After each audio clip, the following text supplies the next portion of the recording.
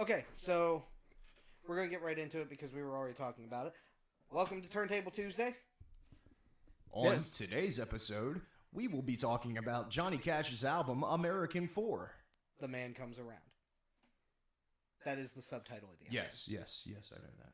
We were actually, we should have been recording 10 minutes ago because we were talking about it, but... Yeah, we started getting into discussing it further than I had intended.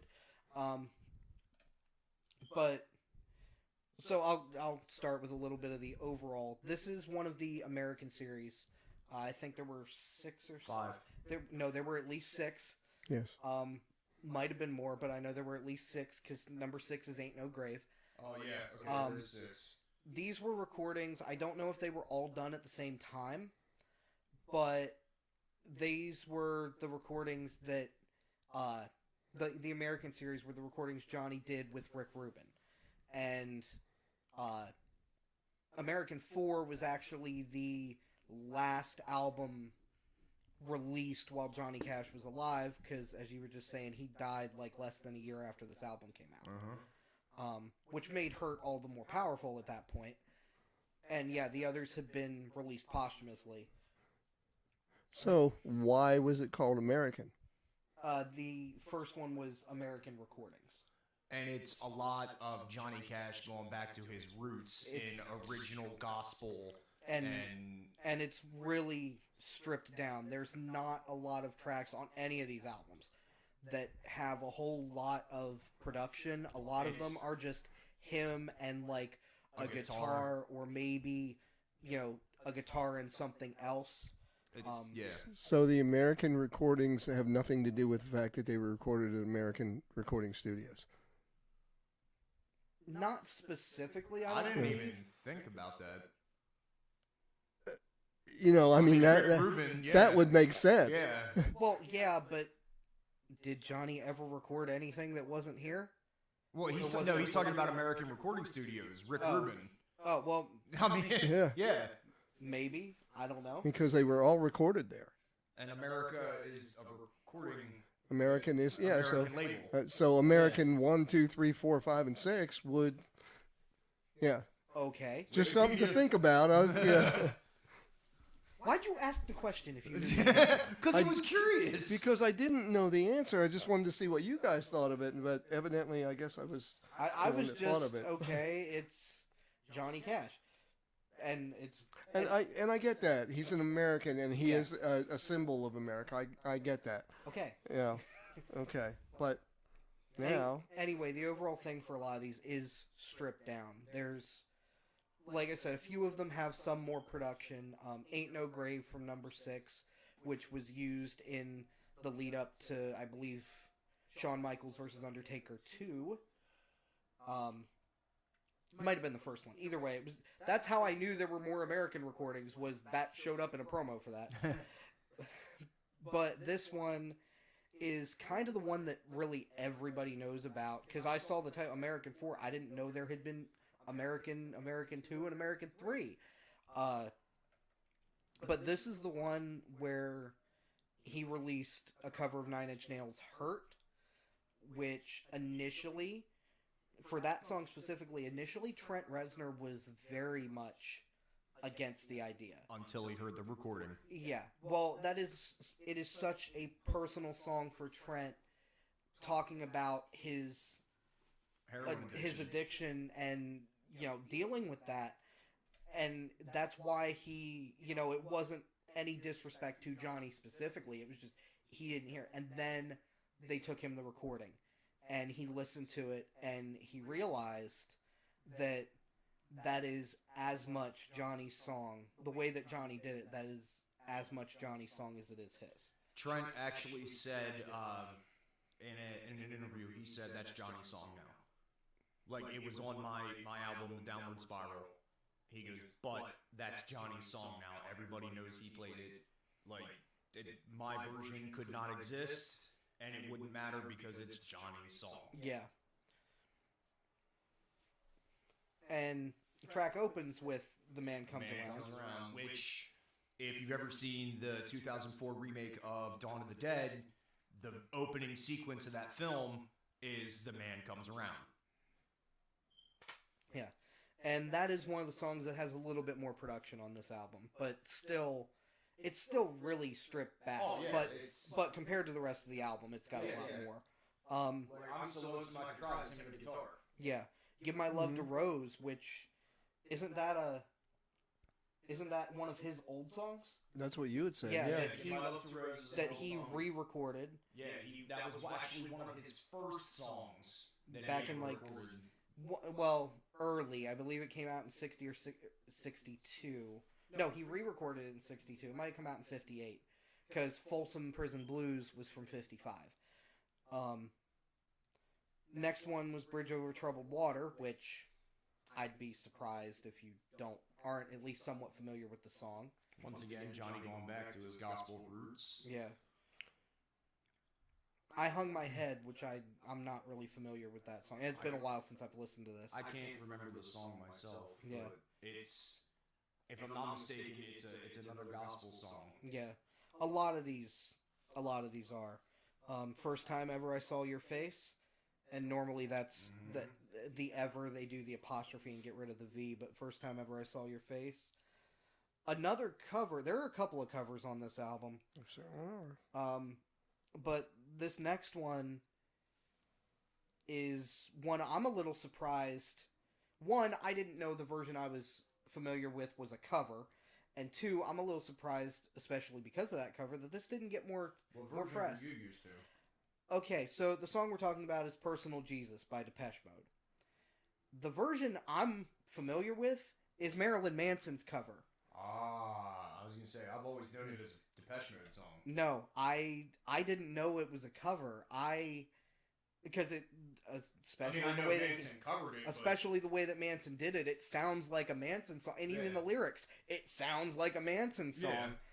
Yeah. And Manson's version, God, why am I blanking on his name right now? Get him to the Greek. Okay, you talking about the comedian? Yeah. Crap, I can't think of his name either. Yeah, and it sucks because I really like him. Why am I blanking on his name right now? He was the British guy. Yes. Damn. I got it. It's sad when we have to go to our phones for technology just to figure out a memory that we can't remember. Yeah. Russell Brand. Russell freaking Brand. Oh my God. Why was that? Russell Brand had a stand-up special. I think it's the last one that he did. And Personal Jesus was, I think, what he came out to. Yeah. On that one. And it was Manson's version. But that's the version I was familiar with. I didn't know that was a cover. And then I looked on here, I'm like, wait. And then I looked up the original. It's a Depeche Mode thing. But even so, it may not have been nearly as popular, and it may not have been released as a single, but Johnny Cash covering Depeche Mode, let alone a Depeche Mode song that Manson also covered, but covering Depeche Mode in and of think itself. about this. He's covered Nine Inch Nails. He's covered Depeche Mode. Now we're talking about a guy who got his start singing gospel. Mm-hmm. To this day, or to the day he died, he sang gospel. Right. And right. now It's not like Sam Kinison. No. And now he is covering a song by a band called Nine Inch Nails, who had an entire album about heroin addiction. And then Depeche Mode, who, I don't know what to say about they're aliens. Like, okay, just being that sort of, I wouldn't call Depeche Mode industrial, but being that really synthy. But he's basically taken two industrial type songs and made them his own. Yeah. And like now Hurt is a great song. His version of Personal Jesus, not as good as Manson's cover. Yeah, I don't feel it's not the lyrical content. I don't feel that the cadence and of that song really fits Cash all that well. But the next one on here is In My Life, which that was a Beatles song, if I'm not mistaken. Yes, it was. And has been covered by tons of people. If you happen to hear that, I apologize. The door to this room doesn't actually stay closed. they screwed up the handle so it doesn't actually stay closed. So I just have a trash can I, holding it shut. that just sounded so much like a Larry the Cable Guy. Yeah. I apologize for that. Bless all them pygmies down there. Yeah, now. that's right. But in my life, there's been a bunch of people that have covered that. Oh my God! There's not a Beatles Yes. song alive that hasn't been covered. Oh, okay, fair enough. But in my life is one There's of a the Beatles ones. song that's- alive. Damn it. Fair enough. But in Yes. my life seems to be, as far as bigger names covered. Yeah. In my life, is Yes, probably you're top right, of the yes. list of people doing Mhm. that.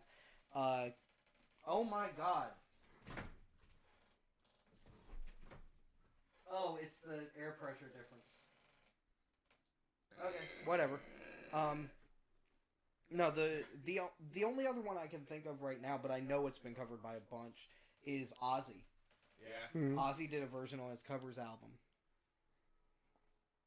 Can you think of any other notable covers? Anybody that's covered in my I, life? While I adjust the door. recently heard a female cover it, and I don't know who it was. I think I know which version you're talking. Yeah, because it was playing at Giant.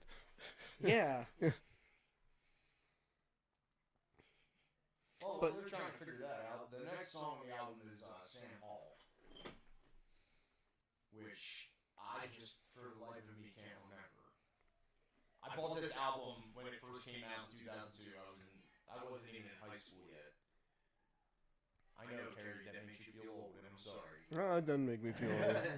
That's true. Yeah. Bette Midler. Okay. Yeah. All right, I can see that. Yes. That's the other one that was Yes. sticking in my mind. Uh-huh. Bette Midler did a version of that. Yeah. And it was on her Greatest Hits album, Yep. which is the CD that we had. George Harrison did a soul-arranged version during his Dark Horse North American tour. George Martin produced a version on his 98 album In My Life, narrated by Sean Connery. Wow. Go to the boat. Yes. Get James- me the bubblegum. Oh, is that a tarantula? No, I just left the window open. James Taylor performed it as part of the In Memoriam segment at the 82nd Academy Awards. In 2012, Lennon's first wife, Cynthia, recorded the song to mark her 72nd birthday, and for the Beatles Complete on ukulele, an ongoing project to cover every Beatles song on, or at least including, a ukulele. Okay, at least it wasn't Yoko going, you know, something Thank like that. Maybe it was God. a ukulele. Ugh. Oh, man. God, I love your dad jokes. I don't know what's worse, that or the fact that you mentioned Yoko Ono and South Park is the first thing that pops into my head. The tallest man on Earth is apparent. What? Where did you go to? Christian Mattsson is a Swedish singer-songwriter who performs under the stage name The Tallest Man on Earth, and he recorded a version for his album It's cover 4 songs foot this 11. year. Yeah, that was why I was like, Reminded who me the to fuck look is up this? the tallest man on earth. So anyway, In My Life is Yes. very well known. It didn't even mention the Ozzy cover, but Oh, it had Bette Midler. Well, on Why American- would it mention us? On American 4-2, we have Danny Boy. yeah. Yeah. Everybody knows Danny Boy. Mhm. Whether you know if you know Danny Boy or not, you know You've Danny. heard Danny Boy. Oh, kinda Danny like boy. Whether you know the breakup song by title or not, you know the breakup Yeah. song. That amazed me when we played that last week. Yeah. Did you hear the one guy at the table knew the name? There were two guys. We had a couple tables of Yeah. bikers, right? And there were two guys sitting across from each other that were kind of competing as to, knowing the names of the songs that we were Oh, that sounds like a doing good because time. I mean we do You're so eclectic. Yeah, right. right, and he did. We went into the breakup we song. went into the breakup song, and this guy's sitting back here. No. No, Greg Kinday. Greg Kinday, Yeah. Yeah. And this guy's sitting back here going, and I hear this. It's the breakup song. And I looked back and I saw who said it, and I thought, damn, they are having a because I had heard that a couple. They're having a contest, and he was proud of himself, and he actually should have been. Yeah. I was gonna say with that one. Yes. I mean, I never knew it as a breakup song. I Right. never knew the title of the song Right. until I heard it, and I'm like, ooh, and I hit Shazam, Yeah, and it tagged it. I'm like, the breakup song, okay, makes sense. yeah. Yeah. But anyway, Danny Boy is another one Yes. like that. Everybody, like you said, you've heard Danny Boy at least once in your life, even if you're only like 5 years old watching this. Guarantee you've heard Danny Boy. Yeah. I heard Steve Martin singing on in one of the movies he was in with Goldie Hawn. Yeah. Yeah. Oh, what movie Was that before or after? What the hell is that? No, that was him on Saturday Night Live. Yes, with Yeah. Bill Murray. I know. Yeah.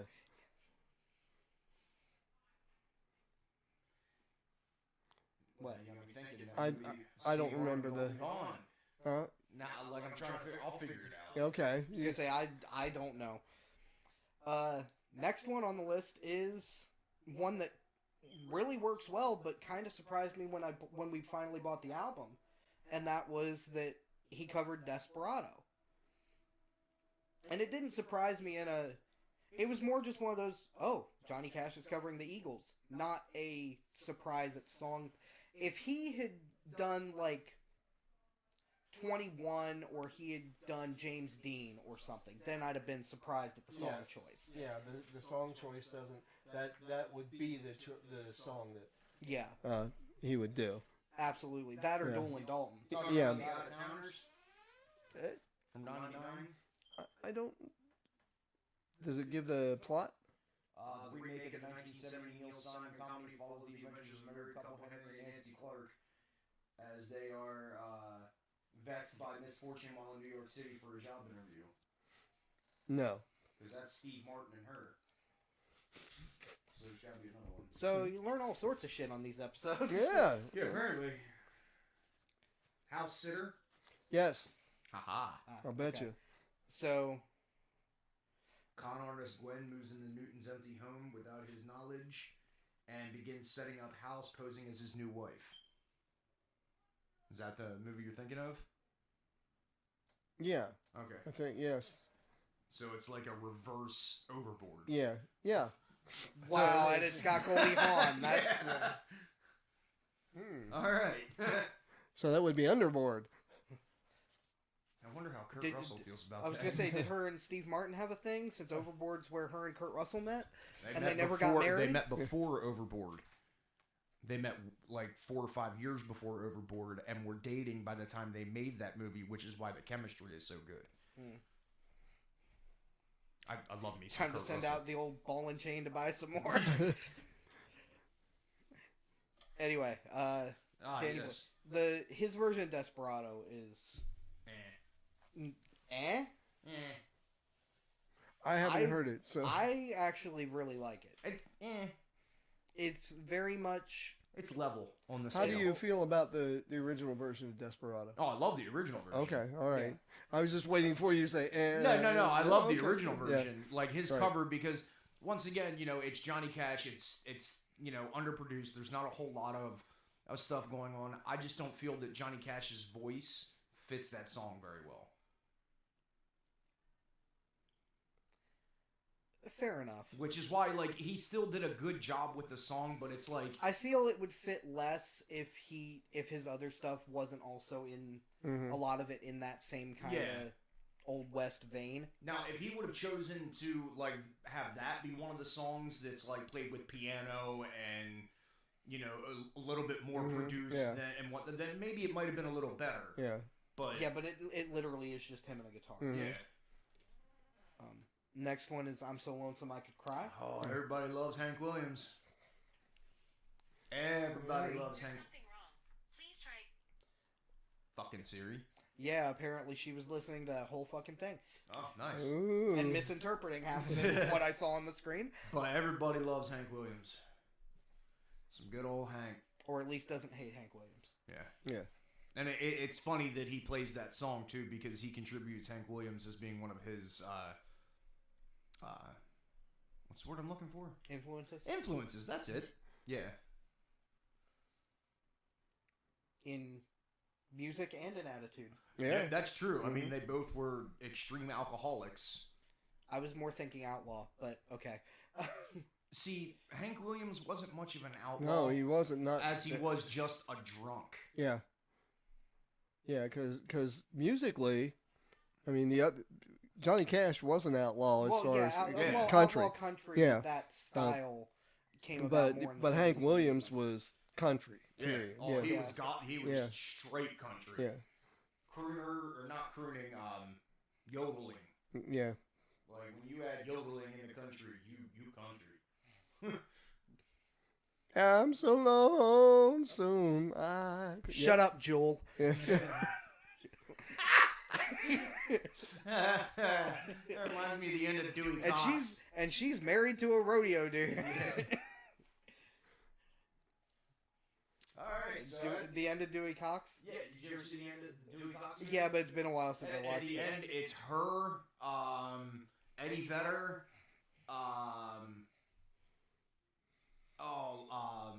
Lyle Lovett, and somebody else, but she's just the whole time just yodeling while like everybody else is singing. I'm like, Jesus God, shut up! Like, who the hell wants to yodel like that? Oh, I'm impressed that she can. That doesn't mean I want to hear it all the time. Yeah. Like, that's all she's known for now. I remember having her album when I was younger. But, like, that's all she's known for now is her yodeling. She had an album? Yeah. Okay. That anybody really cared about. Yeah. Okay. Well, she had 3 or 4, but only one of them really had a hit on it. I don't know. She was on the Trans-Siberian Orchestra DVD. Yeah. The movie. So. Really? Yeah, she did. She sang one of the songs on that. Okay. You know, sort of with Ossie Davis there as Yeah. sort of your caretaker. Yeah. Before he was. Well, I think that was before Bubba Hotep, so before he was Black JFK. So completely unrelated. Yes. Next one is Tear Stained Letter. I'm not overly familiar with the song. I'm not I either. can't remember the song, but I remember it being, like, a very, like, slow ballad country tune. Yeah. And we apologize that we can't, like, play these here to refresh our memory, but There's I don't want licensing issues that I don't would want make it to get copyright strikes. So fuck that, the licensing issues. well, I'm not as worried about the monetization as I am about the channel getting shut down. Well, the copyright thing, they would just shut you down. Licensing for playing the song, they would sue you for playing the song and ask for money for it. And then you'd have to say, I ain't got nothing. And they'd send a cease and desist order. Well, if you monetize the video, all they do is ask for No, a it's not cut. monetizing the video at all. If you play a song that you don't own the rights to, you're licensing the song because we're running a channel. So it's like when you play it and you don't have the song licensed, having the lawyers come after you for playing an unlicensed song is worse than a copyright thing where they're like, fuck you, we're going to shut you down. That's it. But the licensing, they will sue you, shut you down, and probably tell you you can't do anything like this again. So then I would have to MC it. Plus, with licensing, there's money involved. Yeah. Copyright is shut down. No money involved. So anyway, the next song on the list is Streets of Laredo, Good Yeah. tune. which is another one that most people should be familiar with. Oh, yeah. Yeah, that's probably a The public Chipmunks domain did- song now. The Yeah, Chipmunks it is. did this Yeah. song. Well, Monster Mash, I found that as a public domain song. Mm-hmm. And I'm like, but that came out in 50 something. no, it was like 59 or 60. And I'm like, it's not 70 years old yet. Yeah, but isn't it 50 years after the death of the 70. 1962? Yeah. So it has to be 70 years after, I believe 70 years, it's 70 years after the death of the writer. Is it if they? Okay, But but there are time frames for copyrights too. yeah, So if they haven't renewed the copyright, that's true too. I didn't think of that. There was a Christmas themed follow up, Monsters Holiday. Yes. I missed that one. So Streets of Laredo. Yeah. Yeah, Chipmunks definitely did do that song. Mm-hmm. I can't do Chipmunks. if Eric lets me kick him in the nuts, maybe you might hear the chipmunks. If you give me a minute, we wouldn't have to do that. I could just do the voice changer. Oh, well, technology. Yep, voice mod. Voice mod. It's a lovely thing. But, well, we had mentioned, I think on a different episode, we had mentioned, John Lennon's Working Class Hero, and I recorded a version at one point, and I alternated verses with a chipmunk, and all I did was I sang everything, and those verses I just jacked up at like 2 octaves. Gotta love technology. That would have been interesting. It was. I don't think I still have the files. I think that was on my old... I might still have the files. The old laptop's downstairs. Anyway. Back to... So the last song on the album is We'll Meet Again. That's a Johnny Cash song that... I'm pretty sure it was a Johnny Cash original. He probably ended his shows with it. Well, it's not Happy Trails. Well, no, I'm just saying, you know. But like, We'll Meet Again, I'm pretty sure it was a Johnny Cash original. And it's definitely a slower ballad tune. Mm-hmm. Once again, it's him and a guitar. That was Huey Charles and Ross Parker. I was completely wrong. And that was We'll Meet Again with the whole Cash gang. So We'll Meet Again was originally done with... It was a 1939 song by English singer Vera Lynn, with music and lyrics composed and written by English songwriters Ross Parker and Huey Charles. The song was one of the most famous of the Second World War era and resonated with soldiers going off to fight as well as their families and loved ones. I could see that, yeah. Okay. We'll meet again. I have no idea what the song sounds my like. grandfather said his favorite song from that era was Green Green Grass at Home. Even though the song is about a man being in prison, Right. he relates to it a lot about coming home from the war. So it wasn't Roy Clark's version? So I got caught while I was smoking the green, green grass. No. Oh, no. Okay, I kind of wish I'd have had the Wikipedia pulled up as we were going through this. Okay. So, we should have done that from the beginning. Going back up to Bridge Over Troubled Water. Yep. With Fiona Apple. Okay. What? Yeah. I don't remember a lot from this album, so apologies. I Hung My Head is actually a Sting song. No, it's from not. '96. No, it's not. Is a song written by singer-songwriter Sting and released on the '96 album Mercury Falling. Fucking Sting. It really stings, doesn't it? Oh no, that stinks. Never mind. I see, now I'm just picturing him in Dune. Anyway. Yeah. Now, First Time Ever I Saw Your Face is a 57 folk song written by British political singer-songwriter Really? Ewan MacColl for Peggy Seeger, who later became his wife. Wait. Okay. Peggy Was Seeger. that done later on? The Seeger is spelled differently. S-E-E. No. Was that done later on? What, First Time Ever I Saw Your Yeah. Face?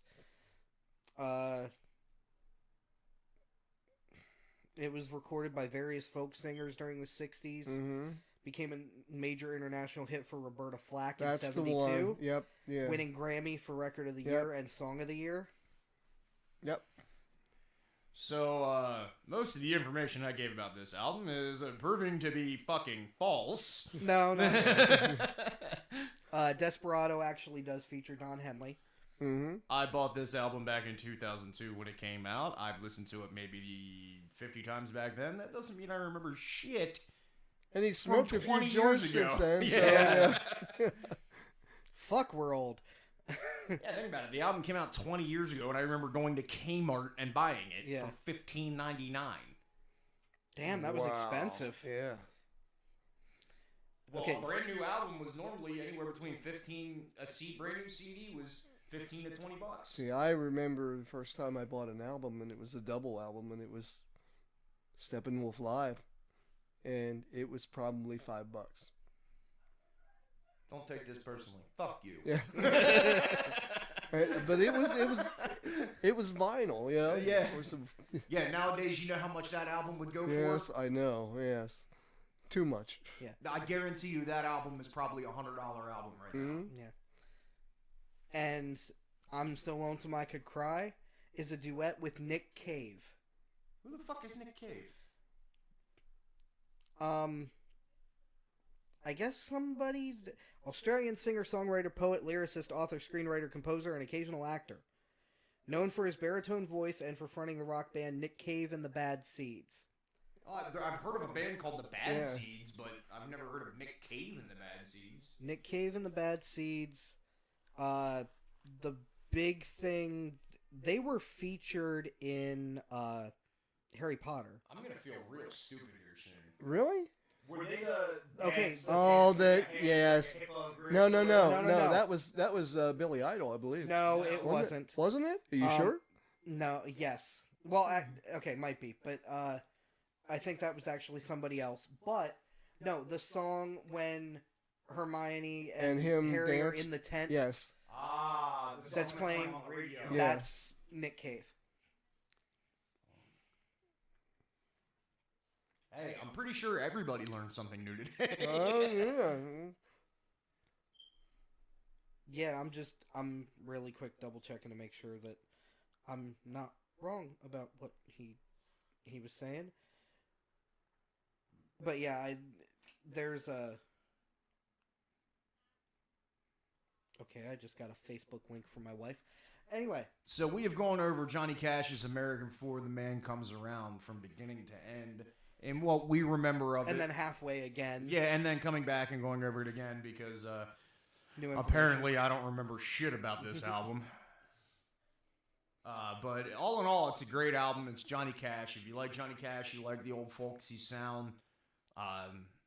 You know, it's easily... if I rated it out of 10, it would be a 7 out of 10. Mainly because it's Johnny Cash.